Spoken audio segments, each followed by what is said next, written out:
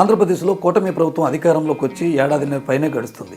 మరి ఈ ఏడాదిన్నర పాలనలో జనసేన పార్టీ యొక్క రాజకీయాన్ని మనం ఒకసారి పరిశీలిస్తే ప్రజలకు ఏం చేసింది ఆ పార్టీ అని ఒకసారి మనం చూస్తే, తాము అధికారంలోకి వచ్చిన తర్వాత సుగాలి ప్రీతి కేసుపై సంతకం చేస్తామని చెప్పి అధికారంలోకి వచ్చాక ఆ కేసును పూర్తిగా వదిలేయటం, న్యాయం చేయాలని చెప్పి పవన్ను గట్టిగా నిలదీసిన సుగాలి ప్రీతి తల్లిపై తన పార్టీ నేతలతో పాటు ఆఖరికి తాను కూడా ఇష్టానుసారంగా మాట్లాడటం, కేసును పరిష్కరించలేమంటూ చివరికి చేతులెత్తేయటం చూడొచ్చు. అలాగే వైసీపీ అధికారంలో ఉన్నప్పుడు 32,000 మహిళలు అదృశ్యమయ్యారని చెప్పి పవన్ పదే ఎన్నికల ప్రచారంలో చెప్పటం, కానీ ఆ మహిళలు ఏమయ్యారు అనేది ఇప్పటికీ పవన్ క్లారిటీ ఇవ్వలేకపోవటం.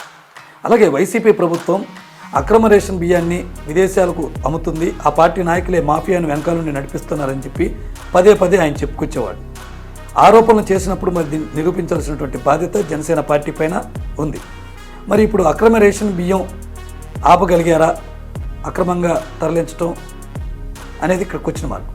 పైగా ప్రతిపక్షంలో ఉన్నప్పుడు రైతులపై ప్రేమ ఒలకబోసినటువంటి తెలుగుదేశం పార్టీ కూటమి అధికారంలోకి వచ్చిన తర్వాత ఎన్ని పంటలకు గిట్టుబాటు ధరలు కల్పించారు. మరి దాంట్లో భాగస్వామ్యంగా ఉన్నటువంటి జనసేన పార్టీ గిట్టుబాటు ధరలు కల్పించడంలో ఎంతవరకు బాధ్యత తీసుకుంది? గిట్టుబాటు ధర లేక రైతులు నష్టపోతుంటే తన ఫ్లాప్ సినిమాలకు కూడా టికెట్లు ధరలు పెంచుకొని సినిమాలు ఆడించుకోవటం పవన్ కళ్యాణ్ గారికి ఎంతవరకు